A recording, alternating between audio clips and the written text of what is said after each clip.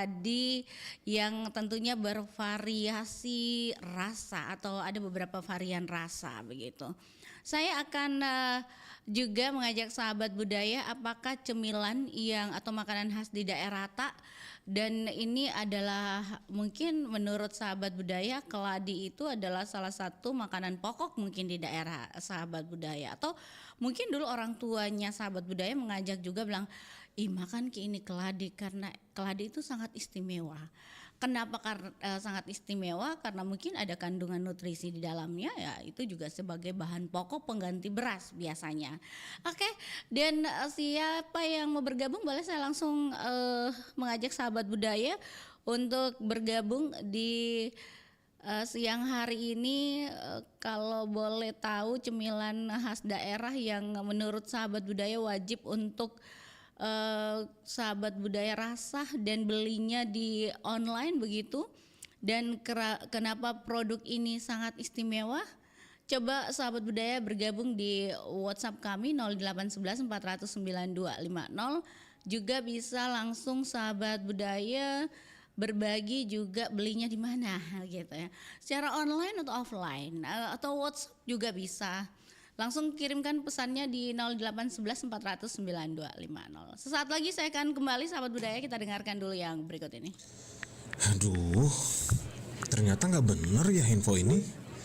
Mana aku udah share link ke grup lagi. Hapus aja deh. Semoga aja belum ada yang lihat. Kenapa sih? Pagi-pagi udah ribet. Ini nih, tadi aku share link berita ke grup tapi ternyata beritanya hoax. Kan jadi nggak enak. Makanya kalau mau share berita cari sumber yang bener dong. Jangan portal sembarangan. Kalau aku sih referensinya ini nih, rri.co.id. Infonya lengkap, ada berita update tentang Jakarta, Nusantara dan dunia. Dan yang terpenting, berita-beritanya dijamin bener dan bukan hoax. Apa tadi? rri.co.id. Wah, iya nih, lengkap ya infonya. Ada juga berita foto, video, infografis, dan bisa sambil streaming RRI juga. Wah, mantep sih ini. Pokoknya update berita tentang daerah kita yang benar alias anti hoax ya di rri.co.id. rri.co.id, sumber terpercaya dan teraktual.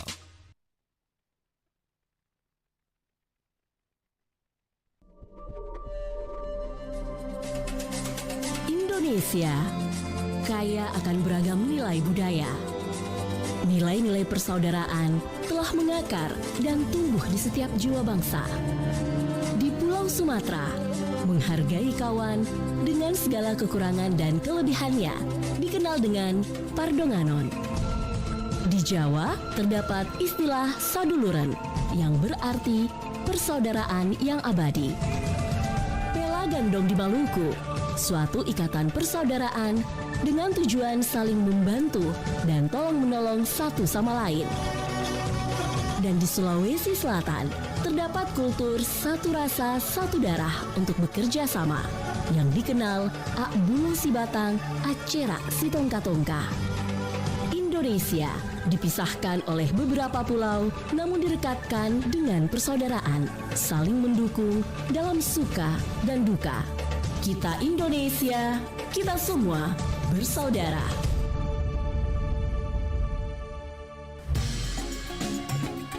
Nusantara Siang, Pro 4 RRI Makassar.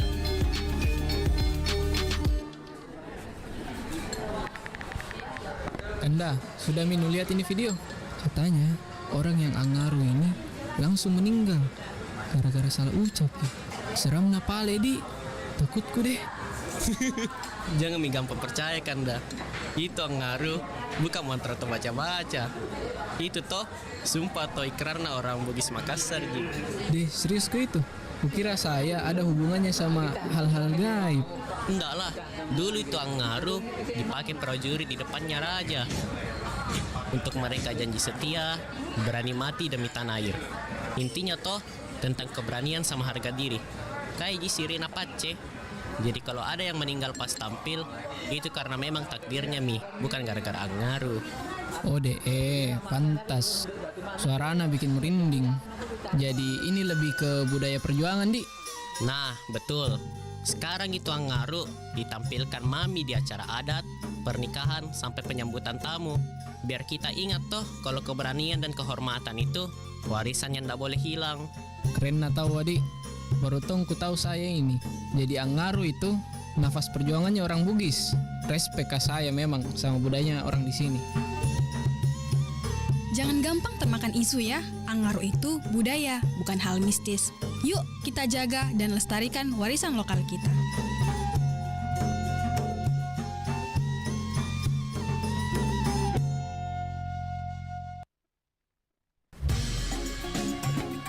Nusantara Siang, Pro 4 RRI Makassar.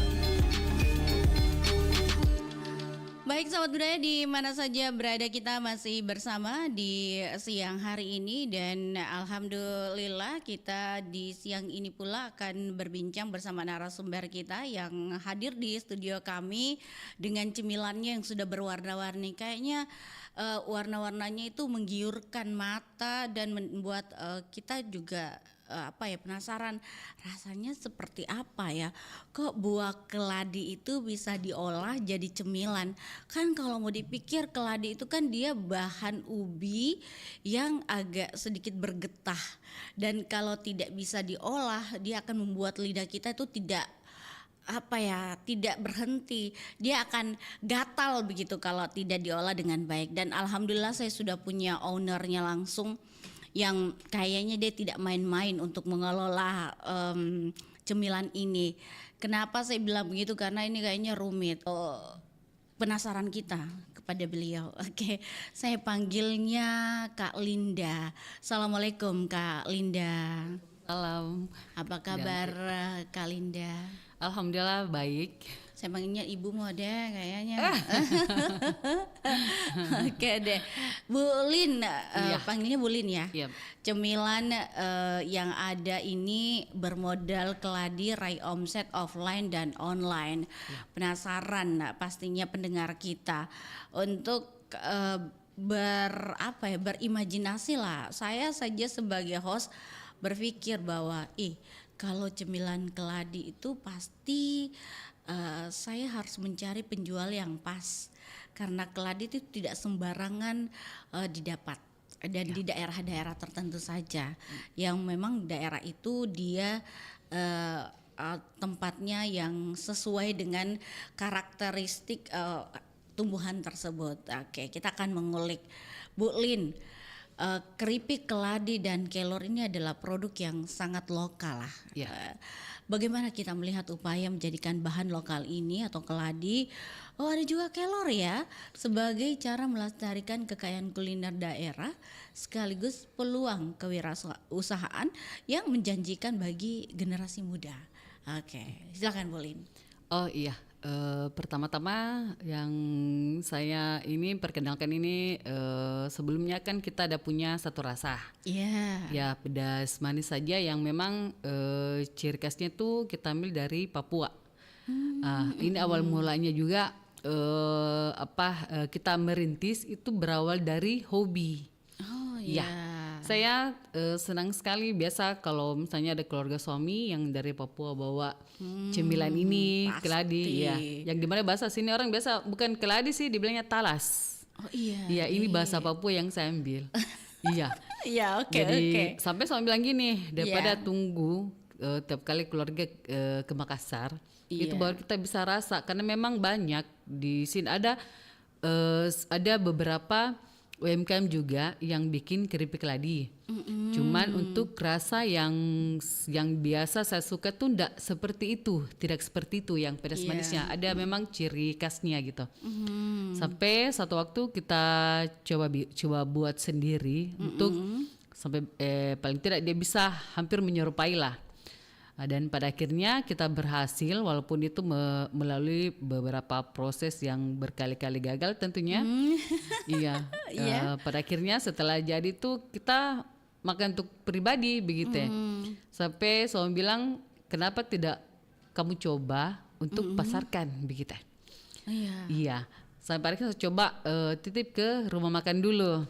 Itu awalnya. Kalau kita berbicara modal, itu modal awalnya itu karena kita berawal dari iseng gitu. Iseng-iseng berhadiah ya. Iya. Kita belinya itu 10.000 untuk bahan baku. Itu yang awalnya. Iya. Jadi untuk memulai modal itu orang biasa harus bermodal besar. Kalau saya pribadi itu tidak. Itu terbukti di usaha saya. Iya. Iya. Jadi saya memiliki modal awalnya itu tidak banyak karena memang kita memakai peralatan atau perlengkapan yang ada di rumah tangga dulu. Jadi memang kita tidak harus membeli ini itu, tidak. Cukup bahan-bahan dasarnya saja. Misalnya talasnya gitu kita olah.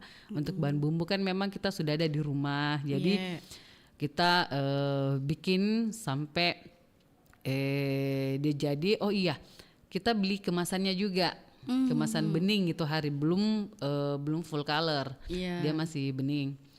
Sudah parkirnya kita tawarkan ke rumah makan, alhamdulillah dia bisa ini masyarakatnya bisa welcome. Terus ada peminatnya dari 10 bungkus itu. Kita mencoba mengembangkan dari 10.000 itu, intinya di pasar kan dia ada satu tempat. Gompo begitu bahasanya, ya. Satu gompo orang bilang. Iya. Dari satu itu berkembang jadi 2, 3 dan saya beli satu kantong besar. Tapi dari modalnya itu tanpa harus menambah modal saya, modal pribadi. Gitu. Saya mau lihat kemampuannya saya itu kayak gimana. Apakah saya maunya tuh modal awalnya saya itu dia sendiri, untuk usaha saya dia sendiri yang mengcover semua keperluannya dia begitu. Tanpa harus menambahkan dana pribadi saya. Mandiri ceritanya. Iya, betul. Kalau misalnya dia dapatnya itu ya udah kita beli itu dulu. Nanti kalau dapat uang apa kekurangannya untuk perlengkapan yang lebih baik lagi, kita beli lagi seperti itu. Jadi butuh bertahap begitu. Begitupun dengan bahan bakunya, memang dari 10.000 itu naik dari sampai kantong besar, terus sampai kita masuk ke karung-karung begitu. Iya, itu dari modal awalnya produk itu sendiri. Seperti itu. Lalu kalau bicara tentang rasa atau tadi kan dibilangnya bahwa strateginya ini dari modal kecil tadi. Kita dari teman ke teman atau bagaimana ini kita menjualnya awalnya? Itu awalnya saya langsung tembak rumah makan gitu. Karena teman ini sendiri?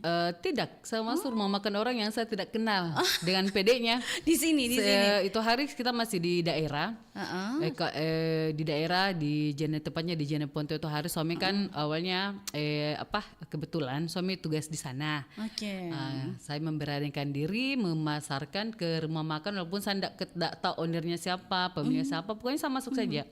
Ditolak iya, tapi tidak semua juga menolak karena memang kita memberikan kerjasama dengan sistem konsinyasi. Jadi ada sebagian menerima, tapi kita lihat juga rumah makannya ramai tidak. Kalau misalnya dia ramai kita masuk, kalau memang tidak ya kita pikir-pikir dulu. Kadang barang kan dia barang tidak bisa tinggal lama begitu. Jadi memang tidak kenal lah, bermodal nekat ceritanya. Bermodal nekat. Betul. Oke. Baiklah, banyak pelaku UMKM ragu memulai karena modalnya terbatas. Bagaimana kisah modal keladi yang kita kelola berubah menjadi produk cemilan Bu Lin yang punya banyak varian rasa. Nah, strategi apa yang paling jitu di awal untuk meyakinkan pasar begitu tentang keladi atau keripik keladi yang kita jual ini? Awalnya original kemarin, terus kenapa berkembang dan berwarna begitu? Silakan Ki. Itu hari kita punya cuman satu kemasan, tapi dia ada varian rasa. Artinya satu kemasan dengan warna, walaupun itu hari memang sudah full color. Awalnya setelah dari bening kita ke full color, dia cuman satu kemasan, tapi ada beberapa pilihan rasa. Nah, tapi setelah itu kita selalu ikuti pameran, kita masuk ke market-market begitu, terus kita masuk ke toko ini dan ada beberapa toko-toko yang menyarankan Kak bisa tidak? Kan di sini sayang kalau misalnya ada pilihan rasanya, pembeli itu tidak tahu. Kan memang bestsellernya kita tuh yang pedas manis. Iya. Jadi kalau misalnya orang biasa datang, tapi tidak salah juga, maksudnya jangan salah, ada juga yang penggemar balado original. Betul. Gitu. Iya. Jadi mereka kadang carinya misalnya pedas manis nih, tapi kebetulan pedas manisnya habis, yang ada rasa lain. Kan mereka enggak tahu, tidak bisa bedakan gitu. Sampai pada akhirnya dibilang gini, Kak bisa tidak kita satu rasa itu kasih warna ini supaya tuh pembeli dia dari jarak dia tuh sudah tahu, oh rasa ini ternyata masih ada. Nah, terinspirasi dari mereka juga, dan itu bukan cuman satu toko yang bilang, ada beberapa. Sampai pada akhirnya kita buat, dan ini alhamdulillah dengan warnanya yang full color dan berwarna-warni itu memang sangat menarik. Jadi setidaknya di saat dipajang juga para peminatnya dengan rasa-rasa yang mereka mau itu dari jarak jauh mereka sudah tahu kalau misalnya kayak pedas manis, oh ada barangnya, seperti itu. Oke. Jadi dari kemasan itu sudah menandakan begitu ya, betul. Bu Lin ya. Nah, kalau bicara penjualan offline dan online, ini pastinya punya tantangan. Iya, betul. Tantangannya beda-beda begitu. Nah, apa perbedaan strategi pemasaran yang kita lakukan antara saat menjual di warung atau pasar atau secara offline dan juga saat membuat konten di TikTok, IG, online, mana yang dampaknya lebih cepat terasa begitu kira-kira. Silakan Bu Lin. Kalau kita berbicara online, kalau saya kendalanya dia di online ya. Kemarin kan kita ada pelatihan konten kreator. Jadi di situ saya manfaatkan yang dimana kita yang ibu-ibu gaptek berusaha untuk mengimbangi begitu, supaya kita tidak ketinggalan zaman, apalagi kita selaku pelaku usaha ya, yang memang kita mesti branding sendiri, kita punya produk begitu ya. Kita kemas dengan misalnya Kak saya pribadi buat video-video, kegiatan-kegiatan apapun yang menyangkut dengan usaha saya, itu saya biasanya tuh promosikan ke IG gitu ya. Itu di IG ya, di FB juga kita ada. Tapi kalau kan kita maksudnya ini ibaratnya kita baru ya, mungkin ada banyak di luar sana, tapi namanya kita baru merintis supaya bagaimana orang lebih mengenal bahwa ini punya saya, produk saya.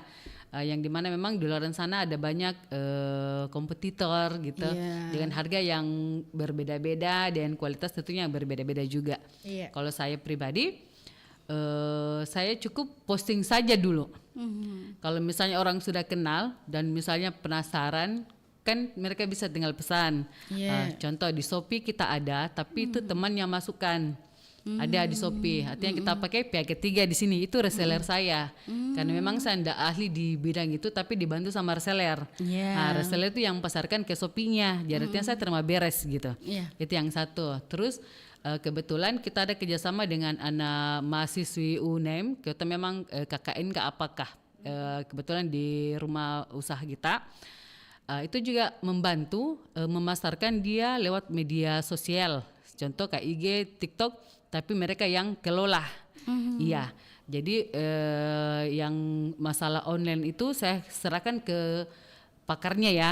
Kasih teman, cukup saya mengedit video saja, saya share, kasih anak-anak, nanti mereka yang handle. Itu yang bisa saya ini ya. Tapi kalau untuk yang offline-nya, mungkin saya lebih tahu banyak. Kan memang selama ini kan kita offline-nya kita kerjasama dengan cara reseller ya. Jadi orang ambil kita punya produk, terus terserah mereka jualnya kayak gimana, yang penting kita dapat cuan. Terus kita kerjasama juga dengan beberapa market, hotel-hotel juga kan sekarang. Hotel-hotel di Makassar itu alhamdulillah itu UMKM itu mereka betul-betul rangkul gitu ya.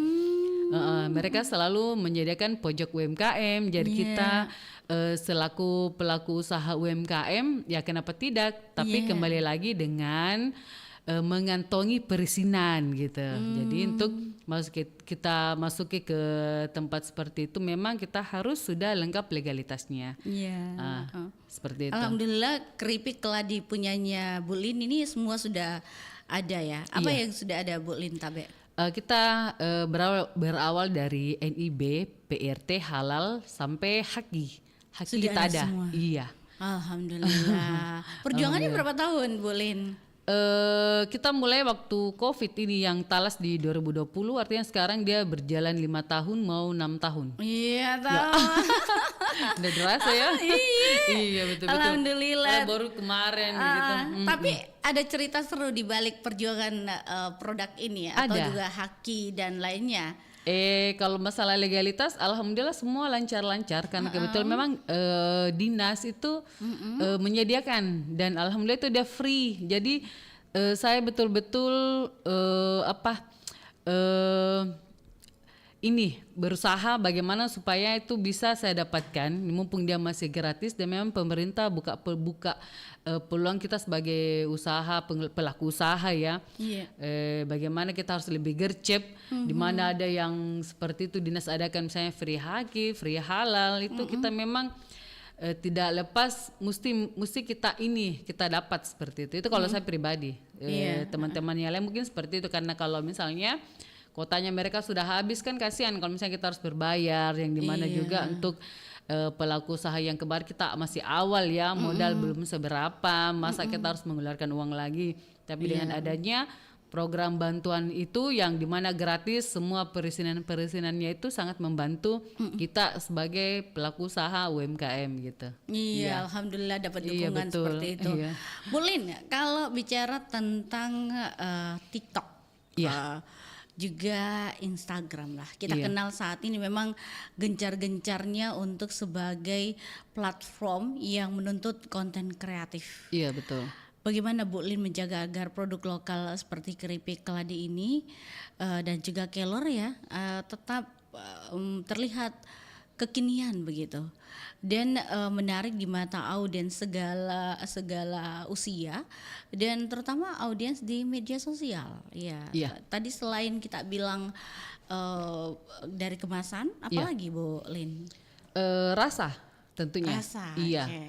Dengan kita konsisten dengan rasanya, kita juga harus memilih pilihan bumbunya supaya kan memang misalnya kayak gini nih, ada balado kan kita pakai yang ini, tapi tidak semua balado itu memang bisa nyatu karena ada beberapa bubuk balado tuh kadang tidak cocok begitu. Ada juga. Entah itu dari tekstur yang kasar kah atau dia kurang halus atau rasanya memang yang kurang nendang begitu. Itu menurut saya jadi pilihan rasanya juga itu kita memilih. Jadi ndak asal kita pakai produk ini seperti itu. Kita coba yang mana pas dan itu juga ndak disarankan kalau misalnya saya pakai produk A gitu. Belum tentu cocok di teman begitu. Bisa saja teman cocoknya di merek B, merek C seperti. Jadi kalau untuk teman-teman yang lain yang memang mau mempunyai usaha seperti itu ya mesti tes food dulu.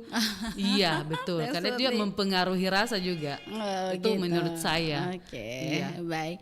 Bu Lin, kita coba terima telepon dulu ya di 0811 400 9250. Kita sudah punya telepon ya. Assalamualaikum.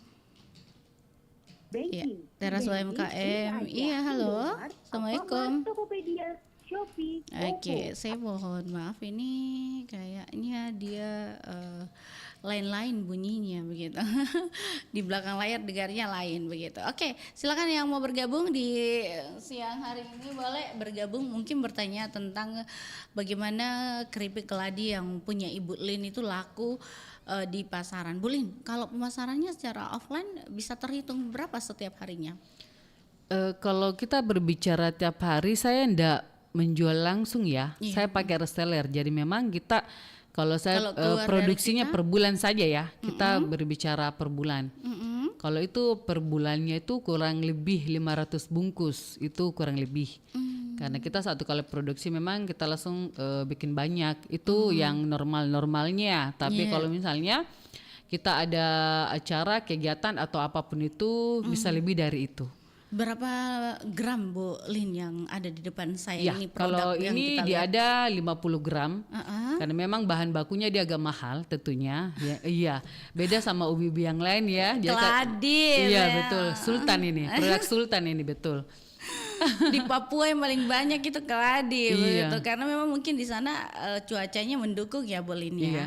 Tapi jangan salah juga, di Makassar tuh seharusnya dia bisa tumbuh.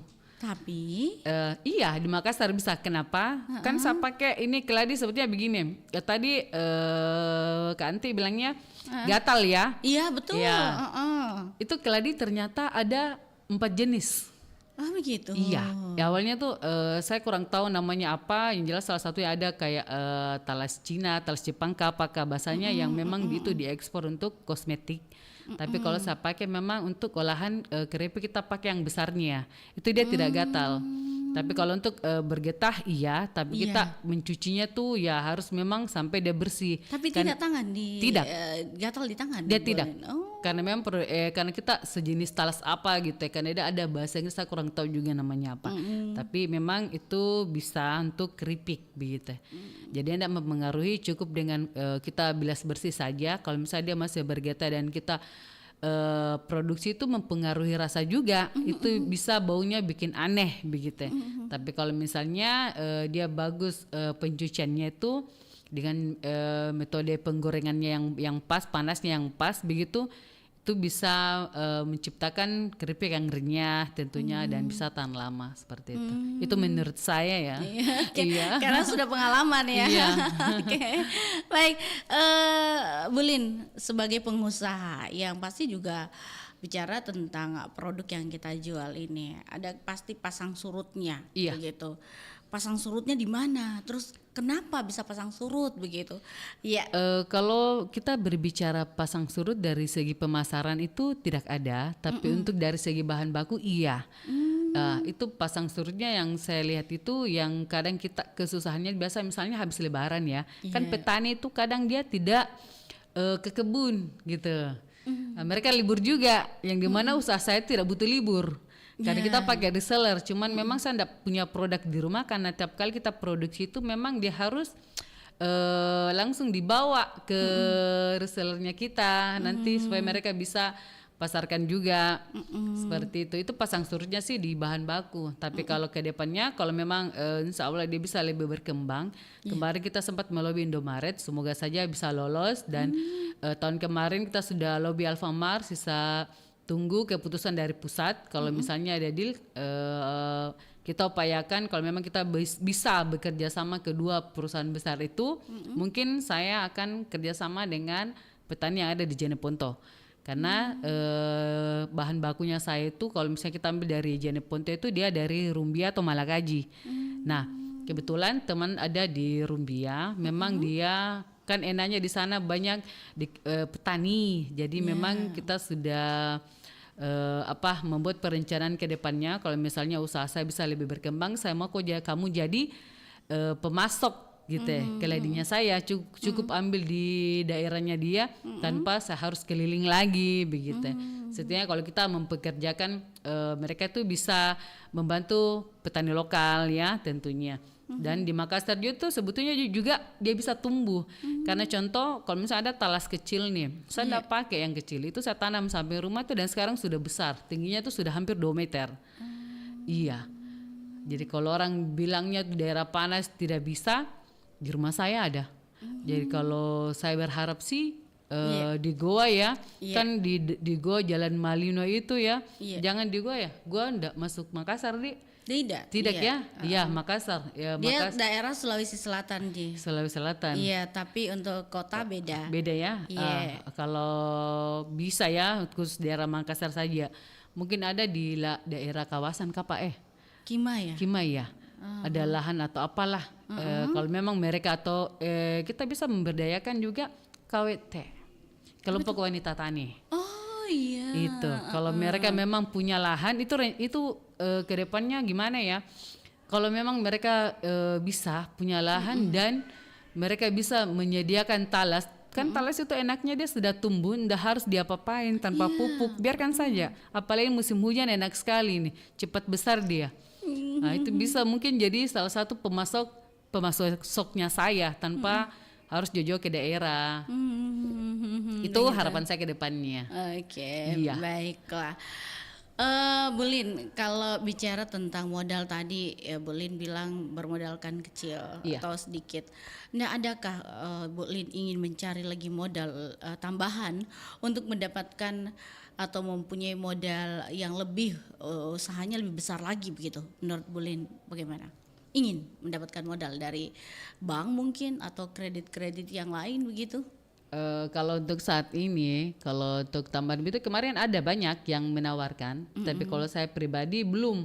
Karena masalahnya begini, kalau misalnya nih, oke, kita sebut saya meminjam nih, Iya. terus saya kasih lengkap saya punya peralatan. Pertanyaannya, pasarku ada tidak? Kan rugi, sayang kalau misalnya Iya. produkku sudah lengkap, yang dimana itu harganya tidak main-main, ya kan? Kalau misalnya kita ada misalnya dari spinner, terus vacuum framing misalnya, vacuum framing saja itu sudah 20 juta sekian, itu paling kecilnya, itu paling murahnya. Anggap saja saya sudah memiliki semuanya dengan dana pinjaman itu. Iya. Terus pasarnya saya belum besar, kan sayang. Nah, yang saya mau ini ke depannya saya cari pasar dulu. Kalau untuk masalah peralatannya, orang biasa bilang itu apa? Ada gitu ya. Ada rezeki. gitu. Iya, ada rezeki. Iya, Tapi iya. kalau saya pribadi bilangnya sebetulnya tuh dananya tuh ada dari usaha kita, tapi tergantung kita menyimpannya kayak gimana dananya. Makanya itu kenapa kita sebagai pelaku usaha tuh memang harus dan wajib menurut saya ya, itu kita harus dana terpisah. Jadi bedakan dana rumah tangga, dana pribadi kita dengan dana usaha. Kalau saya pribadi itu dana usaha saya memang saya pisah. Jadi kembali dari awal kan saya sudah bilang. Iya. Jadi dari modal 10.000 itu saya bisa beli sampai yang kantongan besar, sampai karung. 1 bulan itu kita produksi 2 karung gitu. Itu dari modal 10.000 itu. Kalaupun misalnya saya pakai, itu artinya saya minjam. Saya Dikembalikan, pinjam dan Bu Lin? iya, dan memang harus dibayar. Jadi kalaupun misalnya kadang kita selaku ibu rumah tangga kadang kere ya. Iya. Saya minjam sama uang usahanya saya, tapi itu tidak ada gratis gitu. Nah, jadi kita bayar. Iya. Ya, kita Siapa yang bayar. kelola Bu Lin untuk manajemen? Pasti kan kita tahu Masih lah Ibu. saya, iya. Wah, susah Bu Lin, ibu rumah tangga kan aduh. Iya. Buka beli itu, Iya. buka beli itu. Itu permasalahannya. Godaan. Permasalahannya kita sebagai ibu rumah tangga. Tapi kalau saya pribadi, kalau memang kita punya visi misi ke depannya, kita mau jadi seperti apa 10 tahun ke depan, ya harus menahan sedikit untuk untuk kebutuhan kita yang ke depannya, keinginan kita misalnya kayak usaha kita mau berkembang, ya harus menahan yang nafsu sebentar itu menurut saya gitu. Iya. Ada komplain tidak saat offline maupun online untuk produk yang Bu Lin jual ini? Kalau biasanya kayak gini ya, mungkin ada biasanya. Offline dulu atau online dulu, terserah. Kalau online saya tidak pernah dapati, alhamdulillah di online itu kan dikelola sama reseller. Jadi alhamdulillah mereka tuh semua tidak ada yang itu, cuman komplainnya tuh mereka mau ada rasa-rasa dengan warna berbeda. Oke. Itu masukan sih, bukan komplain ya, menurut saya Iya, masukan, betul. Kalau komplainnya di saya itu kadang misalnya begini, mungkin dia dalam keadaan panas terus di packing. Artinya kadang berubah rasa kah gitu. Kenapa dia kayak lempeng begitu, tapi jarang seperti itu. Kendalanya ada di situ. Kalau produk ini sementara Bu Lin yang kerja sendiri atau sama siapa nih Bu Lin kelola? Kita berlima. Berlima? Iya, berlima. Kemarin itu dari awal paling saya, tapi alhamdulillah sekarang masih kita kerja tim ya. Sama tapi teman? Timnya masih orang rumahan sendiri.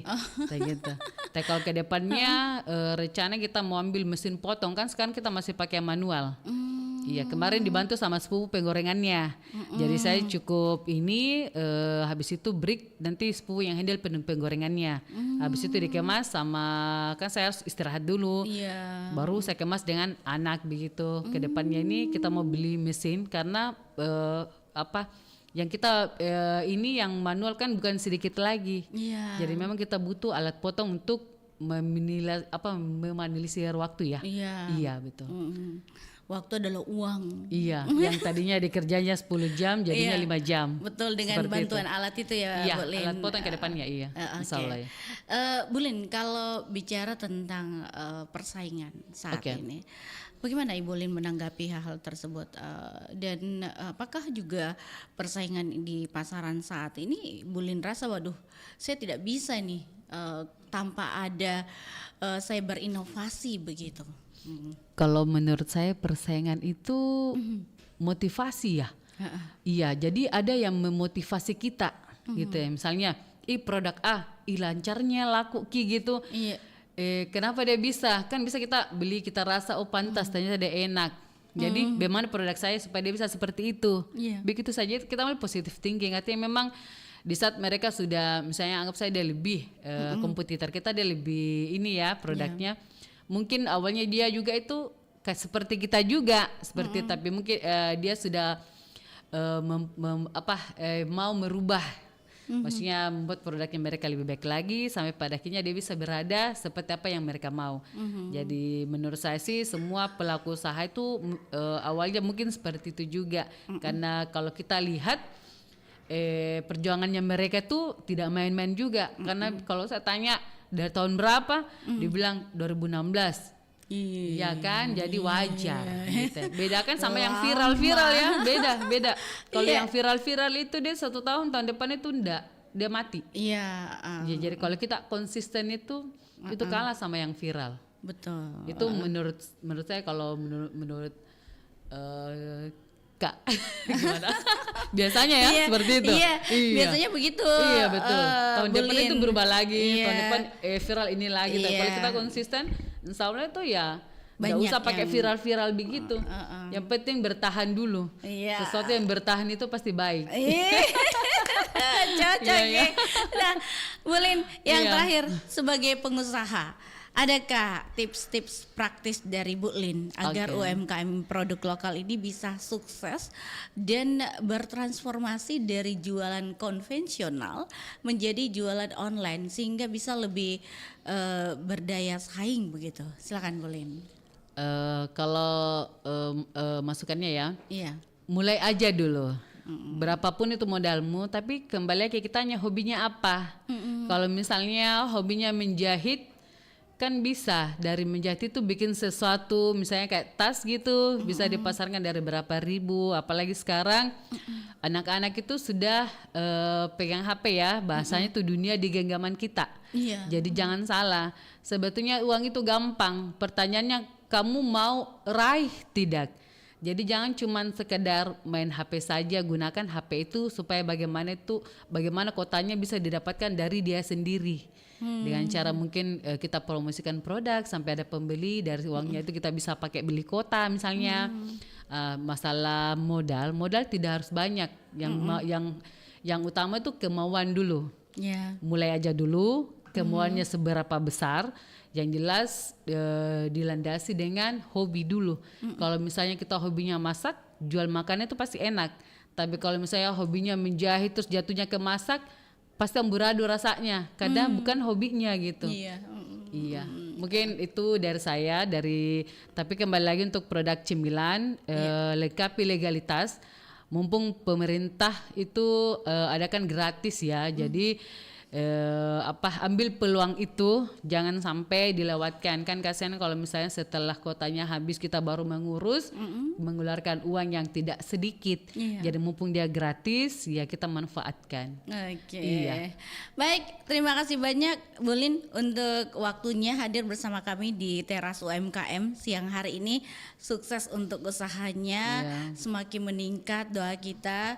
Yang pasti tidak ketinggalan lah dengan produk-produk yang lainnya. Sampai jumpa Ibu Lin. Assalamualaikum warahmatullahi wabarakatuh. Selamat Waalaikumsalam siang. warahmatullahi wabarakatuh.